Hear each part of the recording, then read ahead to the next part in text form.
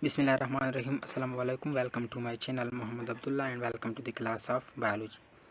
Today I am going to discuss one of the most interesting topic in the world of biology, that is stem cell technology. So बगैर time waste किए let's begin. जिस तरह कि हमें पता है कि एडल्ट ह्यूमन में more than 200 different types of cells होते हैं और हमें ये भी पता है कि each and every cell carry a unique function. Body में जितनी भी सेल्स होते हैं उन तमाम सेल्स का अपना अपना एक स्पेसिफिक फंक्शन है।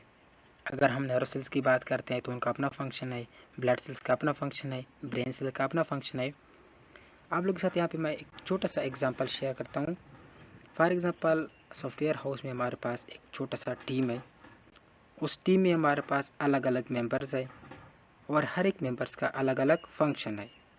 फॉर एग्जांपल कोई प्रोग्रामिंग कर रहा है, कोई रनिंग कर रहा है, कोई कोडिंग कर रहा है, मतलब सबके अपने अपने काम है। अगर हम यहाँ पे ह्यूमन का एग्जांपल लेते हैं कि फॉर एग्जांपल ह्यूमन हमारे पास एक टीम है, इसमें जितनी भी सेल्स होते हैं वो हमारे पास क्या है, वो हमारे पास मेंबर्स है। अभी हर एक सेल्स का, हर एक मेंबर्स का अपना अपना फंक्शन है। अभी जो ब्लड सेल्स का फंक्शन है वो न्यूरो सेल।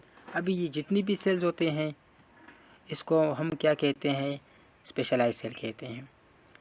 अभी ये जनरेट कहाँ से होते हैं, ये हमारे पास सिंगल टूटी पोटेंट सेल जिसको हम जाइगोट कहते हैं, और इन अदर वर्ड इसको हम फर्टिलाइज एग कहते हैं। जाइगोट से ये क्या होते हैं, जनरेट होते हैं। यहाँ पे वर्ड लिखा है टूटी पोटेंट सेल। जाइगोट हमारे पास क्या है, टूटी पोटेंट सेल है।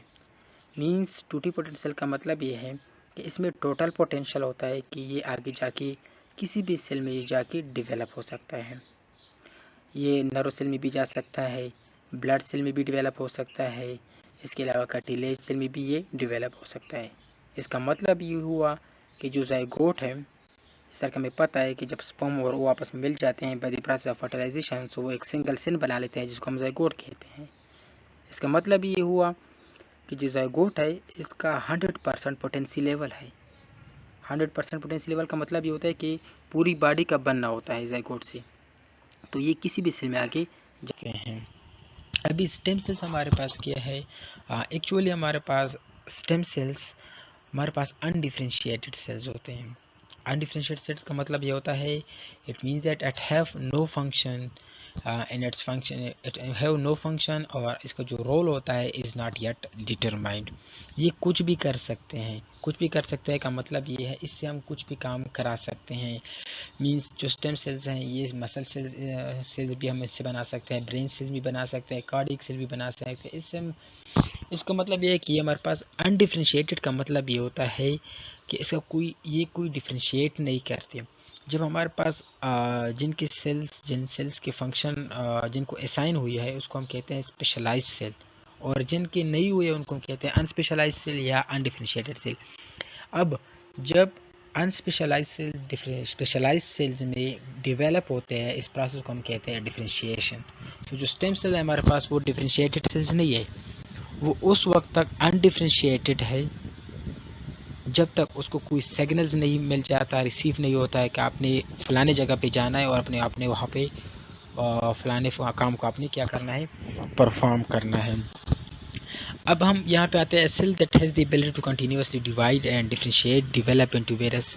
मींस ये हमारे पास वो सेल्स होते हैं जिनमें ये एबिलिटी होती है कि वो कंटिन्यूसली इसमें जो कंटिन्यूसली डिवाइड हो सके, मींस प्रोलिफरेट हो सके, और इसके अलावा कंटिन्यूसली डिवाइड हो सके, फिर डिफरेंशिएट हो सके। कहाँ पे, into various other kind of cells. लेकिन वो सेल्स क्या होने चाहिए, मेच्योर होने चाहिए, मींस काम के काबिल होने चाहिए।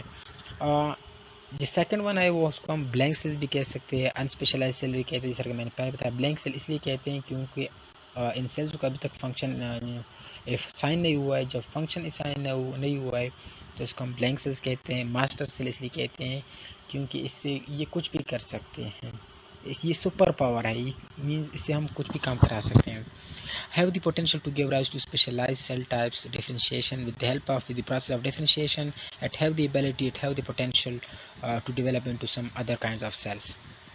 have the potential to give rise to specialized cell types differentiation. It means that with the help of differentiation, with the process of by the process of differentiation, it have the ability, it have the potential to develop into some other kind of cells.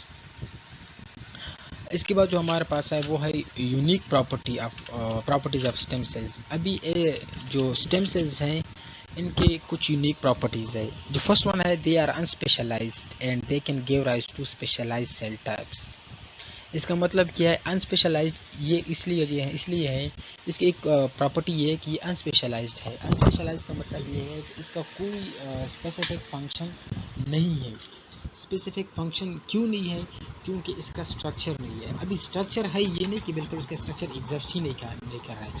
Structure है लेकिन ऐसा structure नहीं है जो कि इन sales को किसी काम के काबिल बना सके, which allow them to perform specific function. So पहला जो है ये क्या है कि ये अनस्पेशलाइज सेल्स है, लेकिन इनमें ये एबिलिटी है कि वो स्पेशलाइज सेल में डिवेलप हो सकते हैं। First one. जो सेकंड वन है, stem cells are capable of dividing and living themselves for long periods.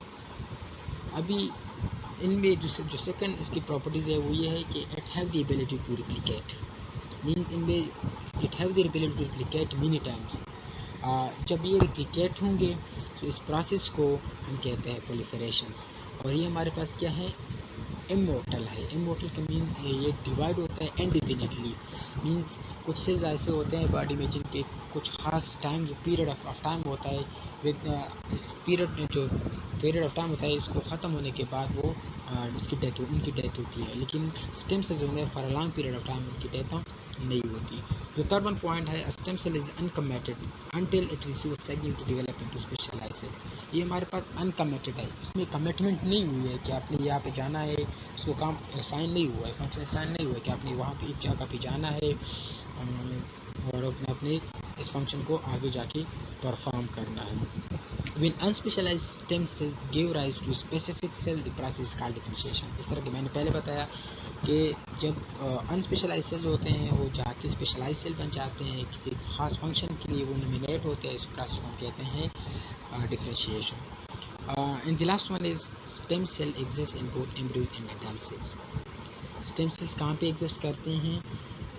ये एम्ब्रियोज में भी एग्जिस्ट करते हैं और एडल्ट सेल्स में भी एग्जिस्ट करते हैं। अब हमें कैसे पता चलेगा कि अब अगर हम फॉर एग्जांपल हमें सेल चाहिए किसी भी प्रोसेस के लिए, किसी भी फंक्शन को परफॉर्म करने के लिए, या किसी एक टिश्यू या सेल डैमेज हुआ है उसको हम रिकवर करने के लिए, तो हमें कैसे पता चलेगा कि हमने स्टेम सेल्स जो एम्ब्रियो में भी हैं, एडल्ट सेल में, हमने कहाँ से लेके इसको हमने कहाँ से लेना है? तो अगर एम्ब्रियो से स्टेम सेल तब हम लेंगे जब हमें किसी नया आर्गन या टिश्यू को जनरेट करना हो। मीन्स वो बिल्कुल डैमेज हो चुका है, वो किसी काम के लायक नहीं हो चुका है, उसको जनरेट करने के लिए हमें एम्ब्रियो सेल्स की क्या होगी? ज़रूरत पड़ेगी, एम्ब्रियोनिक स्टेम सेल। और एडल्ट स्टेम सेल को हमें कब ज़रूरत होगी?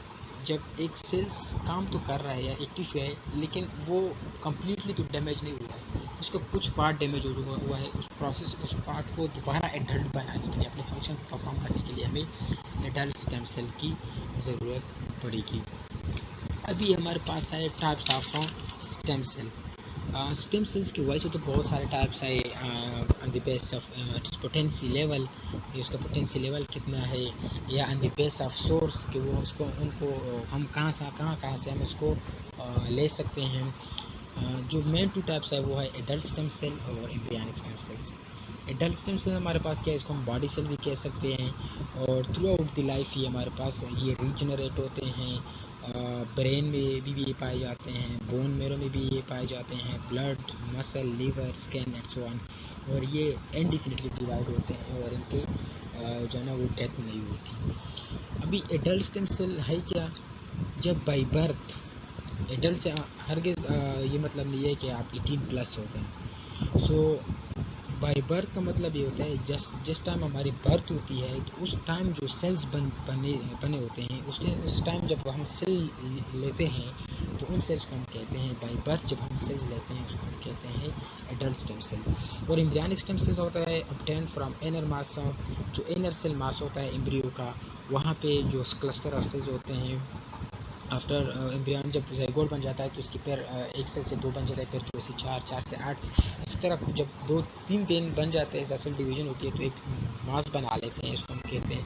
वहाँ पे फाइब्रोब्लास्ट है, तो ब्लास्टोसाइट उसको हम कहते हैं। तो वहाँ से जब हम सेल लेते हैं तो उसको हम कहते हैं एम्ब्रियनिक स्टेम सेल्स।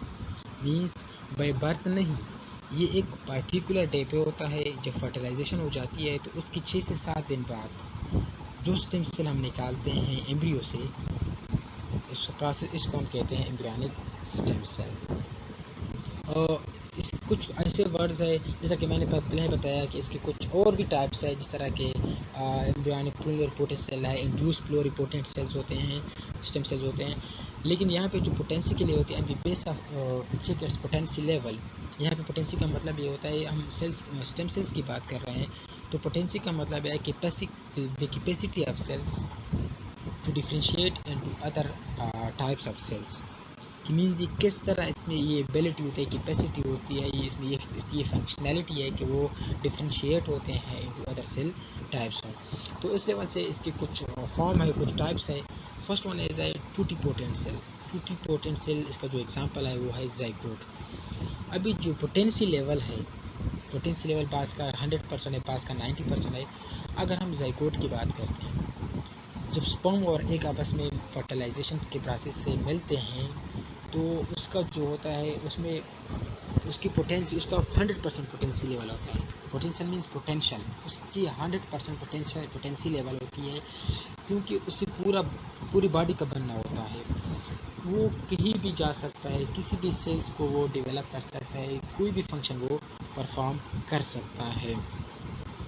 अब जब हम सेल निकालते हैं तो उनका पोटेंशियल लेवल चेक करते हैं।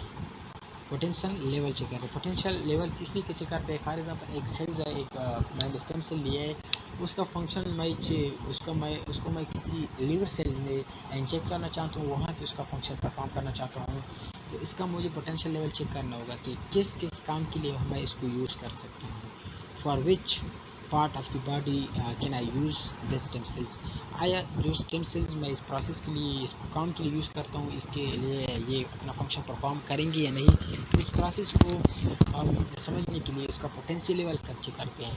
अगर हमारे पास कुछ ऐसे सेल्स है, जिस तरह के हमारे पास प्लूरिपोटेंट सेल है, मल्टीपोटेंट सेल है। अभी मैं ब्रेन सेल को, फॉर एग्जांपल ब्रेन सेल्स को मैं लेट सपोज चेक कर रहा हूँ, इस ब्रेन सेल्स में कोई प्रॉब्लम आ गई है, डिसऑर्डर आ गया है, इसको मैं रिकवर करना चाहता हूँ, तो मैं टूटीपोटेंट सेल नहीं लूँगा, ना मैं प्लूरिपोटेंट सेल लूँगा, ना मैं यूनिपोटेंट, मैं मल्टीपोटेंट सेल लूँगा, क्योंकि इसमें इसकी अपनी फंक्शनैलिटी है, इसकी अपना एक वो है, फंक्शन है, जो कि इसका फंक्शन वो जो है ना परफॉर्म करेगा। तो जिस काम के लिए मैं ले रहा हूँ उसको मैंने चेक करना है। इसमें ज़ाइगोट में टोटल पोटेंशियल है, जैसा कि मैंने पहले बताया कि वो आगे जाके उसने कहाँ पे जाना है, कौन से सेल्स में उसने आगे जाके कन्वर्ट होना है, तो इसको हम कहते हैं टूटीपोटेंट सेल्स। दूसरा है हमारे पास प्लूरिपोटेंट सेल्स। प्लूरिपोटेंट सेल्स का मतलब है, इसका जो एग्जांपल है वो है embryonic stem cells. Pluripotent cell का मतलब ये है कि उसके पास भी ताकत है, इसके पास भी पोटेंशियल है कि वो किसी भी सेल को जाके वो डेवलप कर सके, लेकिन इसके पास थोड़ा सा रिस्ट्रिक्शन है कि आपने, yes you have a superpower, you are not a superpower but you can do something, you can do means आप बहुत कुछ कर सकते हैं, you can do आप बहुत कुछ कर सकते हैं, लेकिन एक हद तक। तो इसका हमारे पास क्या है? Pluripotent. The next one is है, third one is multipotent. Multipotent का मतलब ये होता है कि इसका एक ड्रॉबैक्स है। वो ड्रॉबैक्स ये है कि ये इसमें पोटेंशियल तो होती है, लेकिन सिर्फ इसके पास एक अप टू सम एक्सटेंट, लेकिन यहाँ पे जो मल्टीपोटेंट सेल्स होते हैं, स्टेम सेल्स होते हैं, उनमें ये रिस्ट्रिक्शन है कि वो अपनी फैमिली सेल्स के अलावा किसी भी सेल्स को वो डेवलप नहीं करते। एडल्ट स्टेम सेल इसका एग्जांपल है, या ब्रेन या होमोपोटिक सेल्स। फॉर एग्जांपल अभी मैं ब्रेन्स में कुछ मतलब है कि कुछ गड़बड़ आ गई है, कुछ उसमें कुछ डिसऑर्डर आ गए हैं, तो जो स्टेम सेल लूँगा मल्टीपोटेंट स्टेम सेल्स, तो वो ब्रेन में ही काम करेंगे, वो कभी भी किसी दूसरे सेल्स में काम नहीं करेंगे। हालांकि इसकी तो फंक्शनैलिटी ये है कि वो किसी भी अनस्पेशलाइज सेल्स है, लेकिन जो ब्रेन के लिए मैंने लिए हैं मल्टीपोटेंट से जो मैं लूँगा, तो वो उसके ब्रेन में फंक्शन परफॉर्म करेगा। इस तरह हेमाटोपोएटिक सेल्स है, मीन्स जो होम्योपोएटिक सेल्स है, स्टेम सेल्स है, जो मैं मल्टीपोटेंट स्टेम सेल से लूँगा तो इसका फंक्शन सिर्फ ब्लड सेल्स में होगा, या तो वो RBC में फंक्शन करेगा या वो WBC या प्लेटलेट्स। इसके अलावा अभी वो ब्रेन में फंक्शन परफॉर्म नहीं करेगा। ओलिगोपोटेंट का मतलब ये होता है कि ये और भी कम होता है, इसका जो फंक्शन होता है, पोटेंशियल होता है, ये और भी कम होता है, लिमिटेड होता है। फ्यू सेल्स को ये डेवलप कर सकता है, जिस तरह के लिम्फाइड और माइलाइड है, ये कुछ टाइप के सेल है जो कि इनके काम आ सकते हैं। यूनिपोटेंट सेल का मतलब ये होता है skin cells are the good example, इसका जो बेस्ट एग्जांपल है, गुड एग्जांपल है वो स्टेम सेल्स है, स्किन सेल्स है। इसमें क्या होता है, इसमें एक ही टाइप के टिश्यू को ये डेवलप करने में मदद देता है, जिस तरह के स्किन सेल्स हैं, और इट हैव लोवेस्ट डिफरेंशिएशन। सबसे जो लोवेस्ट डिफरेंशिएशन है वो कौन से सेल में होता है, यूनिपोटेंट स्टेम सेल्स में होता है। इसके अलावा मैंने स्टार्ट में बात की थी कि पास को फंक्शन असाइन होता है, पास को फाइन नहीं होता है। So what is the difference between committed uncommitted cell, इसको हम इन अदर वर्ड्स में अनस्पेशलाइज स्पेशलाइज से भी कह सकते हैं। कमिटेड को हम कह सकते हैं कि स्पेशलाइज सेल्स, इसके कुछ स्टार्ट पॉइंट होते हैं, कुछ डिटर्मिनेंट होते हैं, कुछ इनिशिएटर होते हैं जो कि डिटर्मिनेंट होते हैं, जो हमें डिटर्मिनेंट होते हैं ताकि वो एक पर्टिकुलर लाइन में जा सके और वो एक जाके एक स्पेसिफिक फंक्शन को परफॉर्म कर सके। और जो नॉन कमिटेड सेल्स है उसको हम अनडिफरेंशिएटेड सेल भी कह सकते हैं, उसको हम टूटीपोटेंट सेल्स कहते हैं क्योंकि उनका कोई स्पेशलाइज्ड फंक्शन नहीं होता, अनडिफरेंशिएटेड होते हैं, और इसका जो इनिशिएटर होता है वो डिटरमाइंड नहीं होता है, वो एक्टिवेट नहीं होता है। सो दैट्स वाई वो कहीं पे भी जा सकते हैं। जो कमिटेड सेल्स है वो एक ही स्पेसिफिक फंक्शन को स्पेसिफिक सेल में जा सकते हैं, और यहाँ पे जो है ना नॉन कमिटेड वो कहीं पे भी जा सकते हैं। अगर हम इम्पोर्टेंस की बात करते हैं कि अभी स्टेम सेल्स की इम्पोर्टेंस क्या है, जितनी भी स्टेम सेल रिसर्च है, स्टेम सेल थेरापी है, the primary goal of in stem cell therapy वो क्या होता है, ताकि वो जो डैमेज टिश्यू है जो कि मीन्स हील नहीं होती उसको हम क्या कर सके, उसको हम रिपेयर कर सके। दूसरी बात ये है वो कहीं पे भी हो सकता है, ब्रेन, लेवर, किडनी स्टोन कहाँ भी हो सकता है, तो उसको हम रिपेयर, जो डैमेज टिश्यू होता है या आर्गन होता है उसको हम रिपेयर करने के लिए हम स्टेम सेल रिसर्च से सहारा लेते हैं। Correct parts of organ that don't work properly, means एक फंक्शन है, मतलब है कि एक फॉर एग्जांपल एक लीवर है या ब्रेन है, उसने मुकम्मल तौर पर अपना काम छोड़ा है, तो उसको आर्गन्स को क्या करने के लिए, उसको ठीक कराने के लिए हम स्टेम सेल यूज़ करते हैं। Research causes of genetic defects in cells, cells में कुछ जेनेटिक डिफेक्ट्स आ गए हैं, तो उन जेनेटिक डिफेक्ट्स को चेंज करने, ठीक करने के लिए हम स्टेम सेल्स लेते हैं। Stem cells, how disease occur or why certain cell develop into new cells.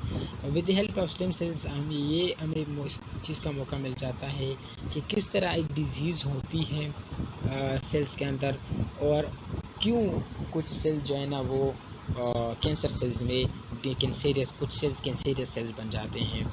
ये test new drugs for safety and effectiveness, means for example हमने एक नया ड्रग बना लिया है, तो बजाय ये कि हम किसी एक ऑर्गेनिज्म को दे दें, उसको अगर उसमें इफेक्टिवनेस को चेक करने के लिए, उसको सेफ्टी लेवल ह्यूमन बॉडी को बायोसेफ रखने के लिए, तो हम उसके लिए भी हम उसको चेक करने के लिए हम इसको यूज़ करते हैं। व्हाट नेक्स्ट, इसका मतलब है कि अभी जो स्टेम सेल टेक्नोलॉजी है, जिस तरह के हम ये मुख्तलिफ़ किस्म के काम इससे करा सकते हैं, लेकिन ये इतना आसान काम नहीं है। बहुत सारे रिसर्चर, बहुत सारे साइंटिस्ट इस काम पे लगी हुई है, अभी तक वो इस बात पे कंफ्यूज हैं कि स्टेम सेल्स किस तरह जो है ना वो अदर स्पेशलाइज्ड सेल्स में क्या होते हैं, डेवलप होते हैं, पहली बात। दूसरी बात, वो इस बात में भी बहुत इंटरेस्ट ले रहे हैं, वो इस चीज़ पे बहुत फोकस कर रहे हैं कि हम ये फिगर आउट कर सकें कि अगर इस प्रोसेस पे जो डिफरेंशिएट होते हैं, इस प्रोसेस को हम किस तरह कंट्रोल कर पाएंगे। इसके लिए मैंने एक छोटा सा वो लिया है, केस स्टडी लिया है। कैलिफोर्निया स्टेम सेल एजेंसी है, कैलिफोर्निया में एक एजेंसी है, कैलिफोर्निया स्टेम सेल एजेंसी। वहाँ पे उनके पास कुछ प्रोजेक्ट्स है जो कि बेसिक प्रोजेक्ट है वो मैंने यहाँ पे मेंशन किए हुए हैं। उन्होंने कुछ ऐसे प्रोजेक्ट्स लिए हैं, वो ये फाइंड आउट करना चाहते हैं स्टेम सेल पे, वो रिसर्च करना चाहते हैं। अभी वो इस काम में लगी हुई है। उनका एक प्रोजेक्ट ये है कि how to use stem cells to replace damage cells in the inner ear that detect sound. Means for example एक बंदा वो सुनने के काबिल नहीं है, वो बहरा है, तो वो क्या है, तो उनको उनका जो ईयर्स है, इनर ईयर्स है, जो ईयर उनके कुछ पार्ट्स है, आउटर ईयर्स, इनर ईयर है, मिडल ईयर्स है, तो उसका जो इनर ईयर्स हैं उसके सेल्स डैमेज हुए हैं। तो किस तरह with the help of stem cell technology वो इनर सेल्स के जो इनर पार्ट्स है या inner cells of the ears है उनको किस तरह वो रिप्लेस कर सके ताकि दैट डिटेक्ट साउंड। दूसरा है the most important and interesting point on altering the genes of stem cells to make them resistant to disease। अभी तक वो जो है ना, वो कैलिफोर्निया में कुछ साइंटिस्ट ऐसे हैं, वो जो स्टेम सेल्स के जो जीन्स हैं उनको अल्टर चेंज करने की कोशिश कर रहे हैं, म्यूटेट करने की कोशिश कर रहे हैं, ताकि वो उनको ऐसे स्टेम सेल्स जो है ना उनके जीन्स को ऐसे बना सके ताकि वो डिजीज़ रेजिस्टेंट बन जाए। मीन्स अगर कोई डिजीज़ आ रही है तो उन डिजीज़ को रेजिस्ट करने के लिए, उसकी मुज़ाहमत करने के लिए, उसको उससे बचाव के लिए वो जो स्टेम सेल्स हैं के जो जीन्स है वो रिस्पॉन्सिबल हो। Injecting modified cell directly into the brain after stroke. जब कोई स्ट्रोक आता है, after the stroke of brain cells को किस तरह मोडिफाइड, हम कोई हम परेशानी है तो उसको हम किस तरह वो यूज़ कर सकते हैं। यहाँ पे कुछ क्वेश्चन है जो कि उम्मीद है कि होप के आप लोगों के क्लियर होंगे। अगर स्टिल अगर किसी के जहन में क्वेश्चन नहीं आ रहा है तो वो इन क्वेश्चन को जाके 6 क्वेश्चन है जो बेसिक क्वेश्चन है ये मैंने लिए हैं। सो अगर किसी को प्रॉब्लम है कि स्टेम सेल्स कहाँ पे पाए जाते हैं, तो सिंपल सी बात है कि स्टेम सेल बोन मेरो में पाए जाते हैं। एडल्ट सेल में जाता है, बोन मेरो में पाए जाते हैं। बोन मेरो है क्या? बोन मेरो हमारे पास स्पंजी टिश्यू है, इसको हम ब्लड फैक्ट्री भी कह सकते हैं। और दूसरा हमारे पास है, वहाँ पे ये पाए जाते हैं। आर स्टेम सेल से ये स्टेम सेल हमारे पास सेल्स होते हैं, क्योंकि जो फिजिशियन होते हैं, जो सेल एडमिनिस्ट्रेटर होते हैं, वो सेल्स को जब अपना काम कर रहे होते हैं स्टेम सेल टेक्नोलॉजी में या कहीं लैब पे कहीं भी काम कर रहे होते हैं, तो वो बहुत ही प्रॉपर वे में जो है उसको जो सेल एडमिनिस्ट्रेशन के जो रूल्स होते हैं, जो प्रॉपर मेथड्स होते हैं उनको फॉलो करते हैं। How do you identify stem cell को हम किस तरह आइडेंटिफाई करते हैं, अभी हमें किस तरह पता चलेगा कि बोन मेरो में सेल्स आए? उसके कुछ मार्कर्स हैं with the help of stem cell markers जो कि एक स्टेम सेल के रिसेप्टर के साथ डायरेक्टली बैंड होते हैं। तो with the help of that we can इसको identify it. Why are stem cells so important to blood production के लिए स्टेम सेल क्यों इम्पॉर्टेंट है? सबसे जो जितनी भी स्टेम सेल्स होते हैं बोन मेरो में जो प्रोड्यूस होते हैं, तो सबसे पहले जब वो स्टेम सेल होते हैं उसको हम स्टेम सेल कहते हैं। जो सेल प्रोड्यूस होते हैं बोन मेरो में उसको हम स्टेम सेल कहते हैं। इसके बाद फिर वो जो है ना वो जो सबसे पहले जो काम होता है वो ब्लड सेल से बन जाते हैं। क्यों ब्लड जम जाते हैं? क्योंकि ब्लड हमारे लिए बहुत इंपॉर्टेंट है। अगर हमारे बॉडी में ब्लड ना हो, तो फॉर एग्जांपल अगर हमारे पास रेड ब्लड सेल्स ना हो तो ऑक्सीजन बॉडी को कैरी नहीं होगी, डेथ होगी। अगर हमारे पास वाइट ब्लड सी WBC, अगर हमारे पास इसको हम सोल्जर ऑफ दी बॉडी कहते हैं, अगर हमारे पास ये नहीं है तो हमारे बॉडी में इजीली इम्यून सिस्टम स्ट्रांग नहीं होगा, तो इजीली हमारे बॉडी में डिजीज़ आएंगे, लीकेमिया वगैरह इस तरह के डिजीज़ आएंगे। इसके अलावा अगर हमारे पास अगर हम इंजरी हो गए तो हमारी ब्लीडिंग वो जो है ना वो स्टॉप नहीं होगी। मीन्स जब हम इंजरी हो जाते हैं तो ब्लड क्लॉट नहीं होगा। स्टेम सेल जो है ना वो सेल रिसर्च है वो अनइथिकल है। अनइथिकल इसलिए क्योंकि बाज़ कहते हैं कि जो हम एम्ब्रियो लेते हैं ह्यूमन, जिस तरह के अभी एम्ब्रियो से आगे जाके फिर इंसान बन जाता है, ह्यूमन बन जाता है। तो जब हम एम्ब्रियो लेते हैं तो जो स्टार्ट में होते हैं means it is impossible two means जब हम स्टेम सेल रिसर्च करते हैं ये अनइथिकल इसलिए हैं क्योंकि जो स्टेम सेल रिसर्च जो ह्यूमन एम्ब्रियोनिक स्टेम सेल्स होते हैं वो हमारे पास क्या है, it involves the destruction of human embryos. जो ह्यूमन के एम्ब्रियोज होते हैं उसको जो अर्ली जो स्टेज होता है, अर्ली स्टेज वो हमारे पास क्या होता है, उसके हम एम्ब्रियो की डेथ होती है। आई होप कि आपको मेरी ये वीडियो अच्छी लगी होगी। So like this video, share this video, comment below this video if you have any question. Subscribe Muhammad Abdullah for regular update. Thank you so much. Stay blessed and be happy. Allah Hafiz.